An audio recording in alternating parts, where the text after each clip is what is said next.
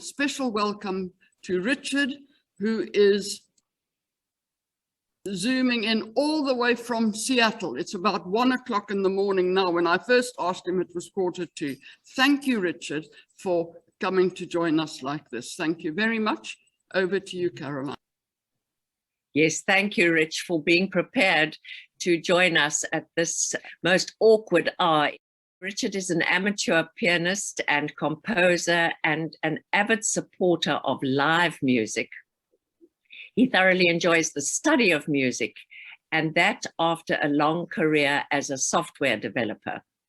Richard grew up in Pretoria, but has lived in the US since 1986 and worked for companies such as Apple and Adobe.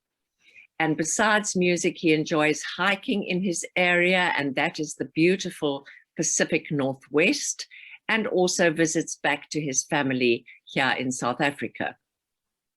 We've previously spoken in some of our music-related talks about what is meant by orchestration, which refers to the arrangement or composition of music for different instruments. And Richard will be talking today about the virtual orchestration technology, which is available to composers today. He will survey some of the hardware and software tools used by current music composers, but with an emphasis not just on the computer side, but on expressiveness. Thanks, Richard, and over to you. Thanks, Caroline. Caroline has already mentioned some of this, but my main claim to fame is I'm Caroline's brother, an amateur pianist and composer, software engineer, and a lifelong learner. In recent years, I did some music study. I did a theory and composition certificate through Berklee Online. That's Berklee Music School in Boston. And after that, I did a couple of additional courses in orchestration and counterpoint. And I must say, I thoroughly enjoyed all of that. I don't want to get hung up on definitions or terminology, but I rather like this paragraph from the Britannica website, which said musical composition is the act of conceiving a piece of music, the art of creating music, or the finished product. These meanings are interdependent and presume a tradition in which musical works exist as repeatable entities. In this sense, composition is necessarily distinct from improvisation. This idea of repeatable entities is noteworthy, but I think it's important to note that that doesn't necessarily mean that there is a score, a notated score, because these days with recorded music, that's one way to pass on works to other people. And even before that, I suppose oral traditions had a way of transmitting musical works from person to person. Now, I'm sure we all have different ideas of what we consider music or good music or music that we like, but hopefully we can all agree that it involves sound. And for my purposes today, I think I'm just going to think of music as controlled sound. We've got some terms on the left here that we associate with music, like rhythm, melody, harmony, timbre, form. But on the right, I've got perhaps a little more of a programmer's view, where we can think of musical structures as events organized in time, which creates patterns. And at the most fundamental level, if you have a primitive event like a note, it can be combined with another note, either in sequence or simultaneously. So obviously a melody would be a sequence of notes, and a chord would be simultaneous notes. The two boxes I have at the bottom were just because I wanted to point out that even though I'll be talking a little later about algorithmic composition, and computers are very good at generating random numbers, as you know, long before computer technology, there was a notion of chance in music. And there's this term aleatoric music, which comes from a Latin word for dice. And I believe as early as the 18th century, there were some musical dice games. So I just wanted to mention that. Now, sound design is a profession and an art form of its own, but I think it's also a good general composer skill. And we could consider orchestration as sound design, I think, because part of it is about knowing which instruments of the orchestra blend well with others. I wanted to mention specifically the film composer Hans Zimmer, because he is known for combining orchestral music with electronic music. And one of his recent films is Dunkirk, which some of you may have seen. I haven't seen it yet, but there's a fun video on YouTube which describes an auditory illusion that he makes use of called shepherd tones. And the way it works is you have 3 tones rising in pitch, separated by octaves. And the middle tone is always audible. The upper one fades out in volume and the lower one fades in. And if you loop this pattern, you have this effect of pitch continually rising, even though the range of pitches is actually limited. So this is a great way to build tension in a music score. Now, it's hard to talk about music and sound without mentioning the harmonic series and the mathematician Joseph Fourier. When we play a note on an instrument, it generates a fundamental frequency, which is the frequency we hear as the pitch. But additional higher frequencies are also generated called overtones. The overtones can be divided into harmonics and inharmonicities. Harmonics are integer multiples of the fundamental frequency. So an octave above, for example, is double the frequency. Now, it turns out that the relative strengths of these overtones play a big part in what we perceive as the timbre of a sound. Now, Fourier's discovery, and I believe his work extends way beyond the audio realm, but his discovery was that a complex signal or waveform can be decomposed into individual sine waves. And this leads directly to 2 types of synthesis, namely additive and subtractive synthesis. In additive synthesis, you combine pure sine tones to create more complex sounds. With subtractive synthesis, you start with a sound or waveform that includes overtones, and then you use something like a filter to remove certain frequencies and get you towards the timbre that you're after.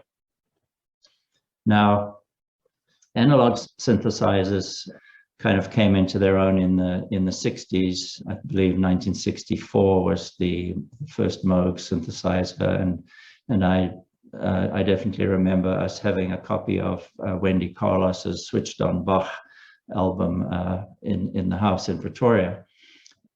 An analog synthesizer, a subtractive analog synthesizer, will usually have 1 or more oscillators, and these have circuitry which can produce a few different waveforms, and you'll have a knob that lets you choose between, for example, a square wave and a triangle wave and a sawtooth wave. The square wave and the triangle wave have odd harmonics, and the sawtooth wave, which has a kind of a buzzy sound, has both odd and even harmonics. From there, we move on to another module in the synthesizer, which is the filter. And these are responsible for boosting or attenuating certain frequencies. There are many types of filters which impose different characters on a sound. For example, a low pass filter, which is also the same as a high cut filter, will have a control called the cutoff frequency, and frequencies above that will be attenuated, whereas frequencies below it will be allowed to pass through the filter unhindered. There's another control called resonance, which boosts the frequencies around the cutoff frequency. Now, although you have knobs for these things, these controls can also be modulated, and I'm going to explain what I mean by that. So I believe modulation is a crucial element for creating expressive sounds. This is not modulation in the sense of a tune changing key from C minor to C major, say. Rather, this is about one signal, which we call the source, modifying parameters of another, the destination, over time.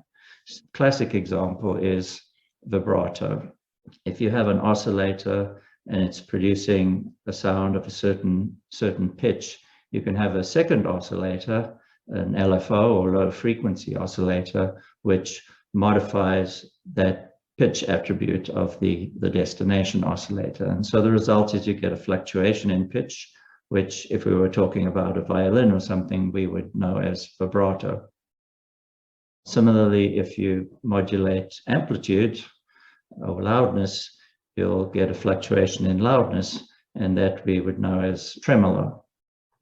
Now, essentially any attribute in the synthesizer can be a destination for modulation, but there are a couple of different types of sources, the LFOs that I've already mentioned, and another called an envelope. Now, an envelope or envelope generator is perhaps the most basic sound shaping tool that we have. And the most common type is called an ADSR, which stands for attack, decay, sustain, and release.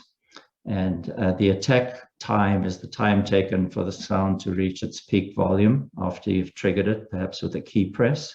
The decay is the time taken to drop from that maximum volume to a sustain level, which will last throughout the note. The sustain is not a time, it's a level. And then finally you get to the release stage, which is the time taken for the sound to die out after you've ended the note. I don't actually own an analog synthesizer, but I have a little example here using an application on the iPad called AudioKit Synth 1, and I'll just play this for you. This is a little demonstration of a filter sweep. Both oscillators 1 and 2 are set to sawtooth waves. We also have a low pass filter, and low pass is equivalent to high cut. So that means frequencies above the cutoff frequency, which is set with this knob, will be attenuated. We're actually only listening to oscillator 1 because the volume of oscillator 2 is turned down. That's the basic sound. Now, in addition, we have some modulation going on. So a low frequency oscillator is exactly what its name says. In this case, it has the shape of a sine wave, but it's not necessarily in the audible range that you would hear as a pitch. Instead, it's just being used to modify the cutoff frequency. So if I hold down the note for a little longer,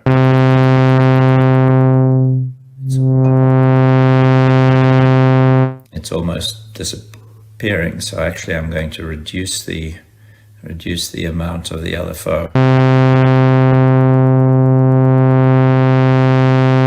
And that's a bit better. In addition, I will crank up the volume of oscillator 2, play a chord, and then just for good measure, why don't I add some reverb as an effect.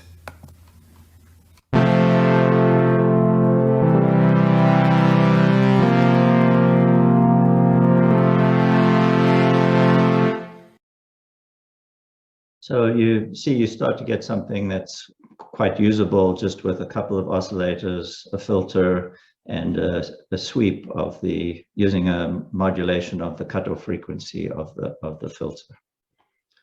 Now, I've been describing a synthesizer as a single device, but these components like oscillators and filters can be separate modules connected by patch cables. In this case, the control is analog. There are voltages traveling along these patch cables.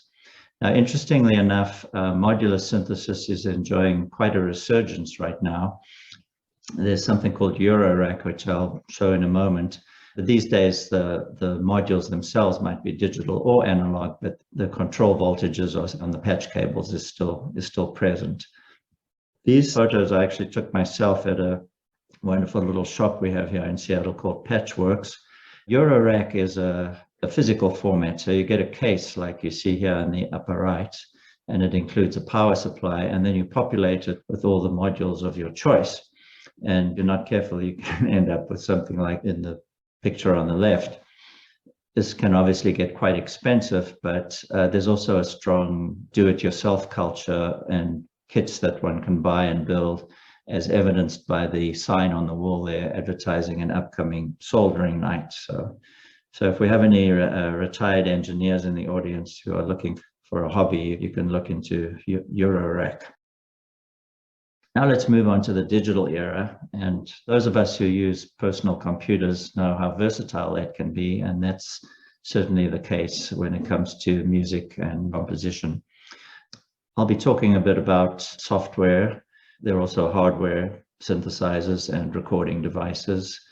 In fact, that's been one of the developments is vastly improved digital recording and home studios. And these days, you can make some very high quality productions in your own home, in a home studio. The software instruments we have nowadays can be based either on different forms of synthesis, but also on sampling, which involves recordings of actual real sounds, instruments, and other sounds.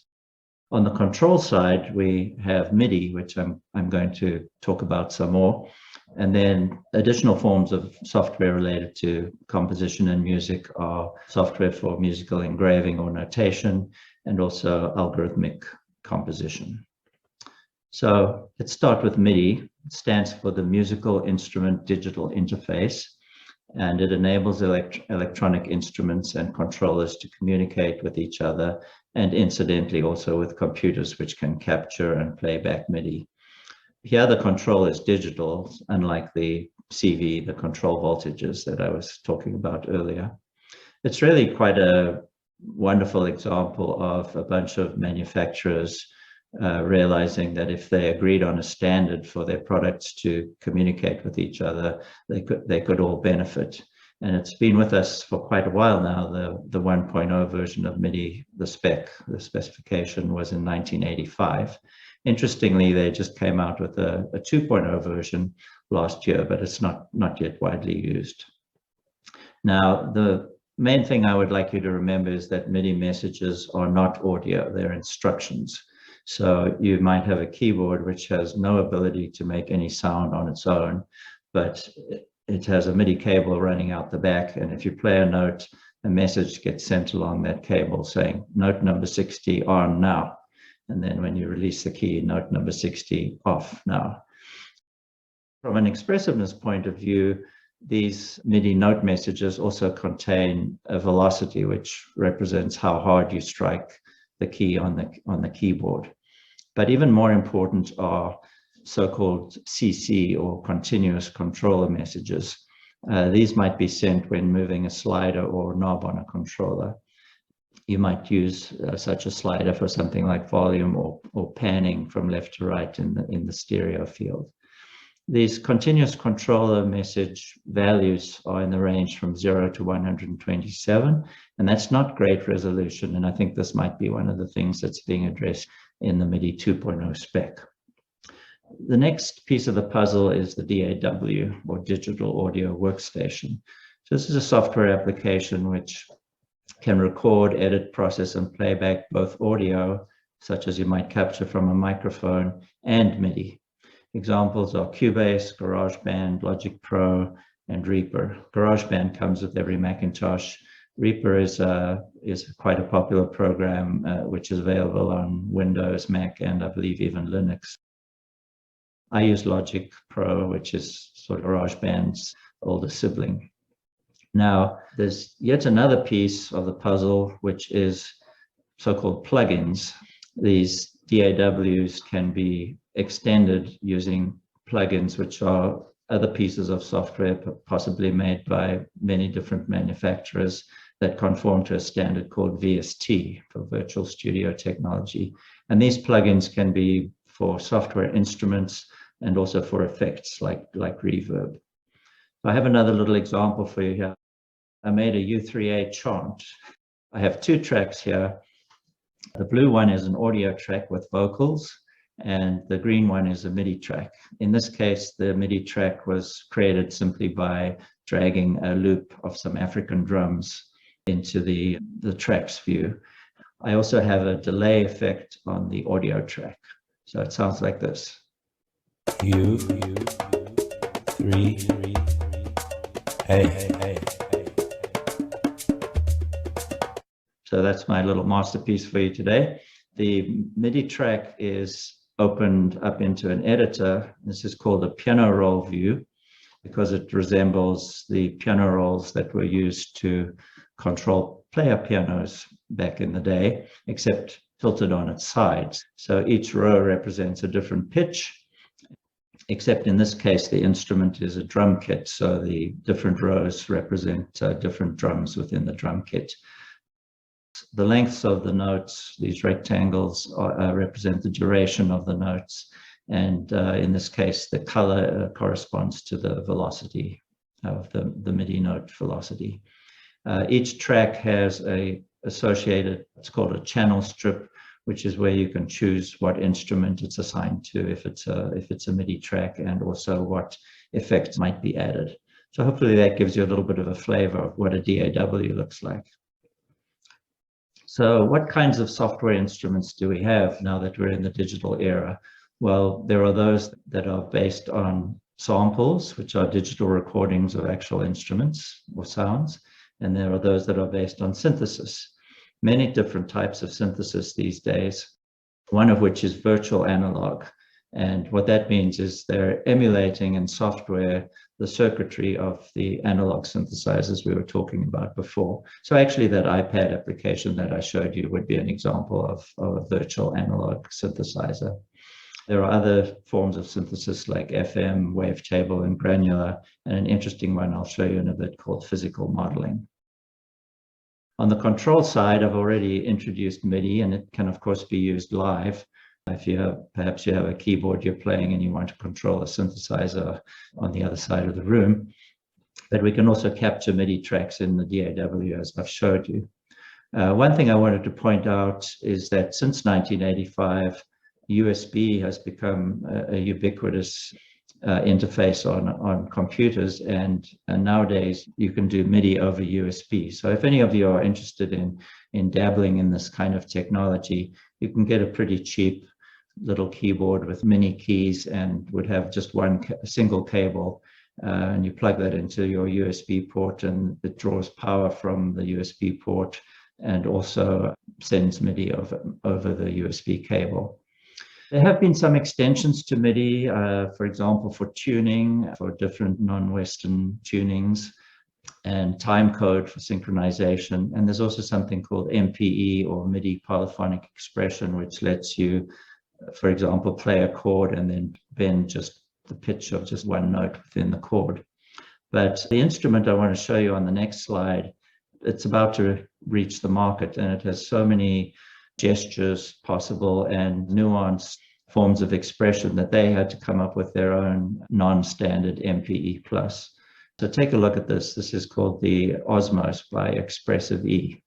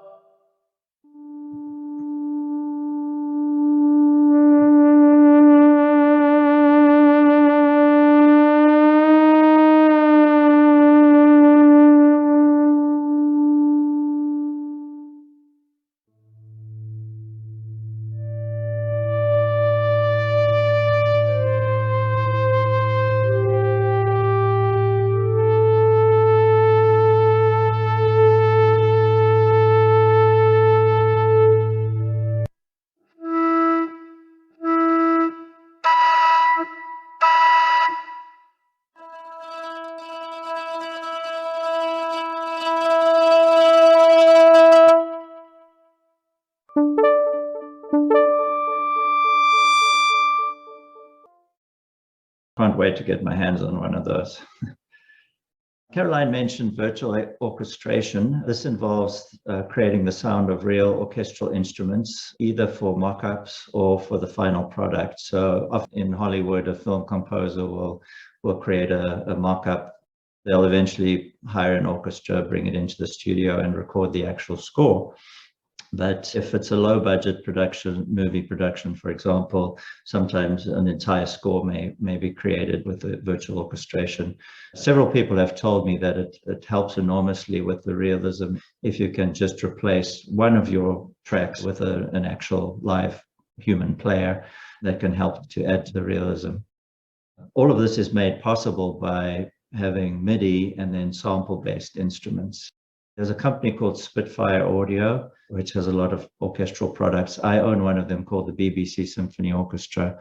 And just to be clear, this means that Spitfire hired the actual players of the BBC Orchestra, brought them into the studio and recorded them playing a lot of different notes. So different pitches, different volume levels, different articulations, legato, staccato, vibrato, tremolo, and so on and so forth. You can imagine all of this takes up a lot of hard drive space.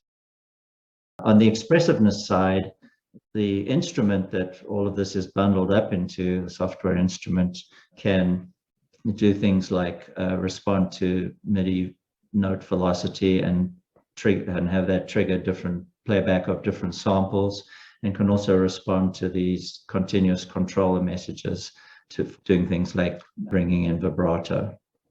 Here's another little example I prepared of myself with the BBC Symphony Orchestra in Logic and my controller keyboard. Let's see how this works.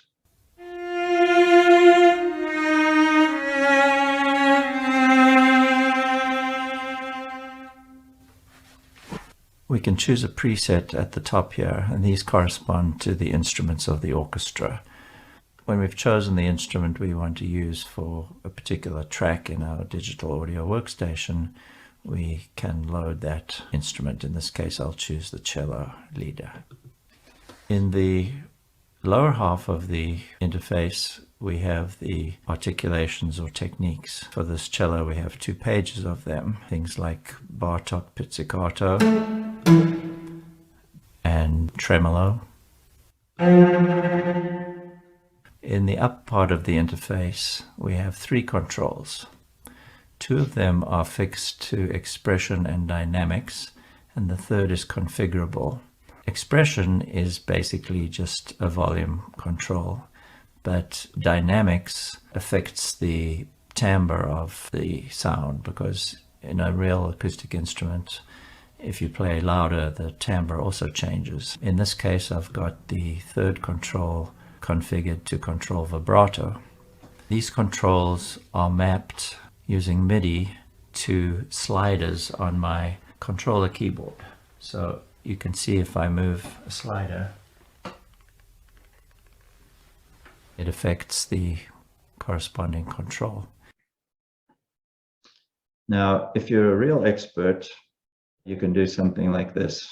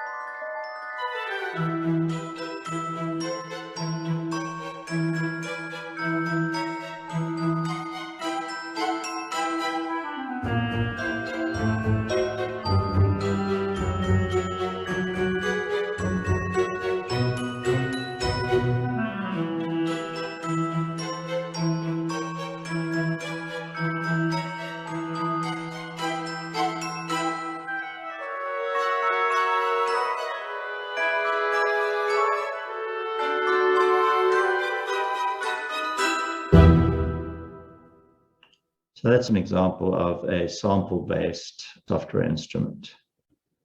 Here's something completely different, physical modeling synthesis. This is an example of a software instrument which uses a synthesis technique known as physical modeling. In this case, it's a trumpet, and what physical modeling means is that they build up a model in software of the actual physical characteristics of a real instrument. So for a trumpet, that would include the type of metal used, as well as the shape and size of the tubes and so forth. Now I also want to demonstrate a different kind of MIDI controller. In this case, it's a breath controller. So this little device, if I blow into the tube, will send out over USB MIDI continuous controller values. So I've mapped breath to expression. So watch, if I blow, we get values between 0 and 127. This device actually also responds to bite on the little tube, and I have that mapped to vibrato. So if I bite, you would have seen that value move up. Now pitch still needs to come from somewhere else. So in this case, I'm just going to click with the mouse and play on the on-screen keyboard. Don't hear anything, but once I start blowing,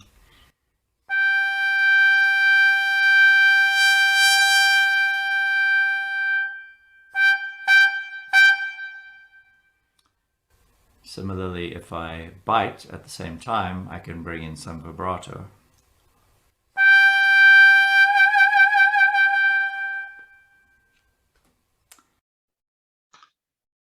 So unlike sample-based instruments, physical modeling instruments don't need a lot of disk space, but they tend to need quite a lot of computing power.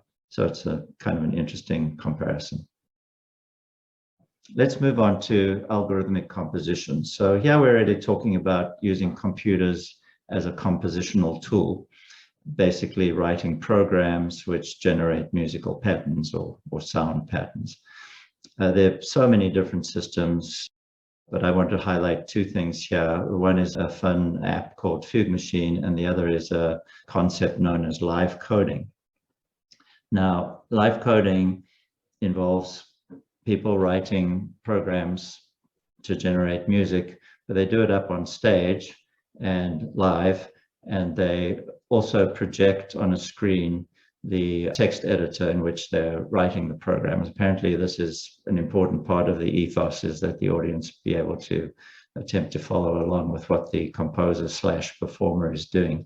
If you're curious about this, there's a website called toplab.org that's sort of the hub for this community. There are two platforms for live coding that are well known. One is called Tidal Cycles and the other is called Sonic Pi. I think both are used quite a lot in education as a way to introduce people to music and programming at the same time. This is the author of Sonic Pi playing some ambient music. I won't let it run all the way to completion, but it'll give you a flavor for what live coding is about. So at the moment, his program consists of a single command playing a sample. He's got some parameters he can change. I'm not sure what they do, but you can see he's altering them in real time, and he adds an effect. You get the idea. I'll just skip ahead.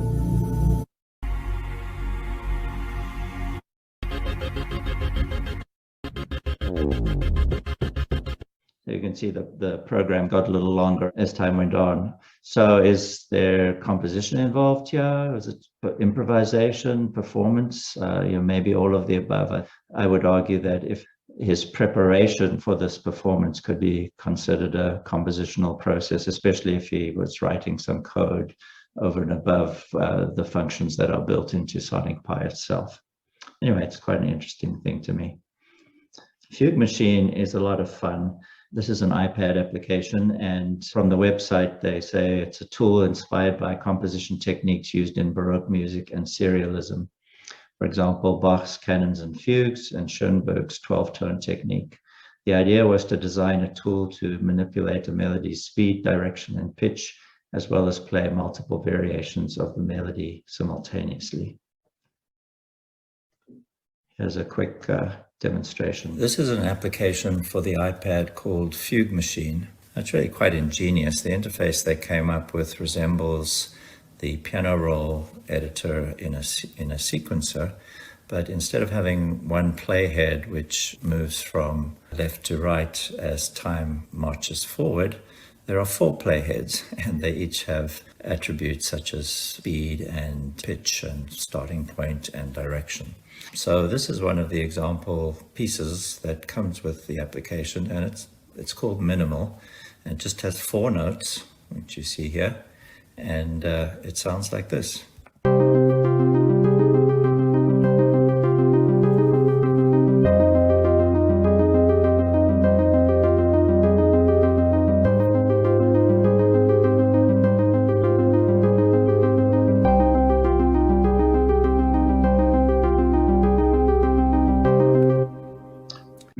So I think that's quite clever. So that's all just achieved from these 4 notes by having these 4 different playheads, some of which move backwards and forwards, some of which just move forwards, and the octave and the pitch and the tempo can also be changed. So those 4 notes are interpreted in different ways. I'm almost finished. I wanted to finish up. This is getting away a little bit from my expressiveness theme, but I wanted to talk a little bit about computers as a productivity tool for composers and musicians.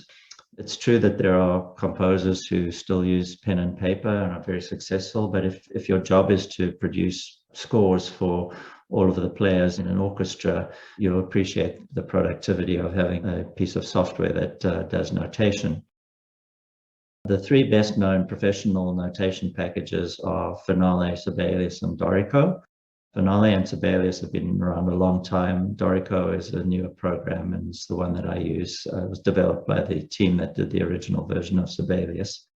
Honorable mention to MuseScore, which is a free and open source application. And NoteFlight is a web-based notation program, which is also quite nice. I must say, as a software developer, I'm kind of in awe of these programs because they have all the complexity of graphics programs, but then there's the addition of all the musical rules, and depending on the genre of music, composers have very specific requirements of their notation software, and keeping them all happy at the same time is an almost impossible task. The 2 features I want to show are part extraction and automatic condensing. So this is another little video that I prepared.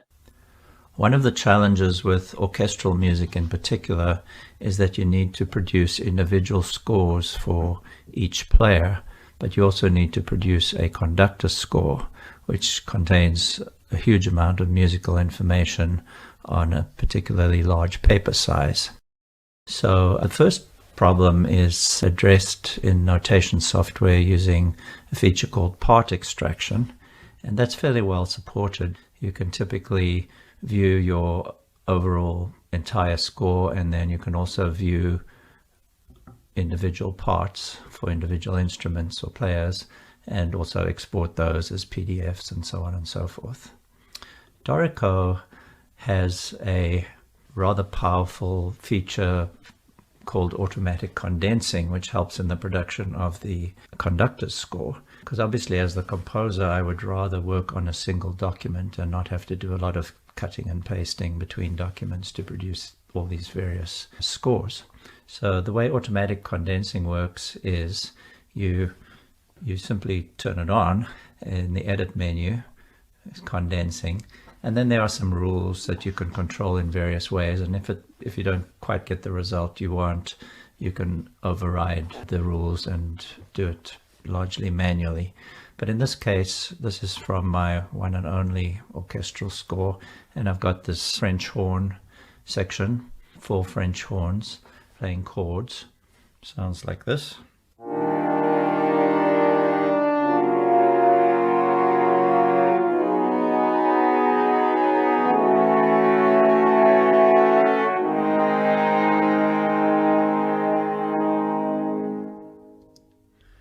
Now, if I turn on condensing, automatic condensing, you'll see that the 4 French horn parts have been condensed to fit onto 2 staves. apparently the modern convention is that horns 1 and 3 play the higher 2 parts, and horns 2 and 4 play the lower ones. So that's the result that we've got here, and other groups of instruments like trombones, which are all playing in unison, get written on one staff. So you can imagine what a boon something like that is for the person whose job it is to prepare the score for the conductor, as well as for all the individual players in the orchestra prior to the recording session for a big budget Hollywood movie, say. That's all I have, except I've got a short wish list. Yeah, I'd like to see more and more expressive and affordable controllers in the future. I think physical modeling has a lot of promise. So I think we'll see improvements in that form of synthesis. The other thing is the DAWs often have notation support within them, which is not very good. And conversely, the notation programs have some playback support and some features that resemble those of DAWs, but also not up to the same level. So you end up using both. If you're working on something that involves notation at all, you end up working with both programs, and that involves shuttling your music back and forth using either MIDI data as an interchange format, or there's another format called Music XML, which is a text-based format, and that's a bit of a nuisance. So I'd like to see a more seamless integration between DAWs and notation software, or alternatively, just one Uber program that does it all. Hope that was somewhat interesting, and thanks again for having me. Thank you, Richard. We have one question already in the chat box from Kitty Fadluddin, who is joining us this morning from Freetown in Sierra Leone. And she says, very interesting presentation. Could you please explain what exactly happened in the slide on the Dance of the Sugar Plum Fairy? And also, what is the cost of Dorico? Okay. That chap had recorded himself several times and spliced it together to make a video. He would have recorded each of the parts separately using the keyboard that he was playing. He was using sliders to shape the dynamics and expression of the individual notes he was recording. Then he did assemble it into this pandemic style, edit together multiple videos that he made. And the cost of Dorico, I got a student discount, but they actually just came out with an iPad version as well, and which is free. And I think there's a desktop version you can start with that's also free or cheap. But typically what they'll do is they'll limit the number of players or instruments you can have. So if you just want to try a string quartet or something, you might be able to get by with one of the lower cost versions. It's a great team. Just briefly, the story is that a company called Avid bought the Sibelius company and laid off the whole team and was outsourcing the further development of the software to some other country. And Steinberg, which is owned by Yamaha, picked up the whole team and said, oh, you could continue living in London and you can start building a brand new notation program from scratch. So all of those software developers had all the experience from having built Sibelius, and they had the very rare opportunity to do it over. Still playing catch up in some respects. I like Dorico. Rich, I think that Kitty is asking because she has an institution in Freetown called the Belanta Academy, where they do wonderful work training all kinds of students in various aspects of music, both traditional music and Western music, all sorts of genres. So I think that's what her interest would be. We've got a question here from the hall. John? I'm fascinated by all of this. I just wonder if you could tell me, those students who are now studying composition and music at universities all over the world, is what you were giving us today and the complexity of this method of composition being taught to students? The continuation of this question is, there's a big difference between artistic composition and what you have taught us today. In other words, do you have to have a skill set involving software development and IT in order to be a good composer? No, I wouldn't say that. Caroline and Kitty may have more insights to this than I, but I think it's probably valuable to have some technical skills as a user, not necessarily as a programmer. The program I did through Berkeley, the theory and composition program I did, in that particular course, we had weekly assignments, some of which we were writing something to media, so we would get a little video clip. So we did need to have the ability to use a DAW because we had to submit both a notated score and a sound recording of our short composition. So perhaps in other traditional composition academic institutions, they may not be doing any of that. You want to add anything, Caroline? Well, I think it probably depends on what you want to do for what purpose. But I just see that there's another question here too from Kitty, asking whether there is some notation that can capture African music accurately. I don't know. I tried to be careful to put the word Western on my slide to make clear I didn't think that this kind of notation was the only one in the world, but I'm afraid I don't know much about African music notation specifically. If there is one, I imagine it's probably not particularly well supported in any of these software packages. But you never know because they have quite a variety of specific things like harp pedaling and all sorts of very specific requirements. I just wanted to mention something interesting. Years ago, when I was still at the University of Pretoria, we communicated with the people at that stage who were working on Sibelius. And the issue was to be able to produce these dual notation scores, which SAMRO now issues African choral music, so that you have both the solfa notation, which some African people read much more easily than staff notation. And the way Sibelius had these staves set up, you couldn't fit the solfa above the top stave for the soprano, below it for the alto, above it for the tenor, below it for the bass. And so they changed the parameters of Sibelius until we could produce these dual notation scores. Now, I mean, that was many, many years ago. And that, of course, was people using solfa, which does presume that they would be using Western type tuning. But that's just one example where we were able to do things working together with the people working on Sibelius. Okay, yeah. All of those people are probably now working on Dorico. Since all of this happened a few years ago, they have come out with updates to Sibelius. It is still being developed, but by a different team of developers. Richard, I assume with these software systems, it is easy to switch to different tuning systems, like just tuning or Eastern type scales. Is that so? I've played around a little bit with just intonation, but not anything beyond that. Is it easy? I'm not sure. MIDI does have some support for different tuning systems. I'm not sure exactly how that manifests itself within the DAW or any other tools. Definitely possible.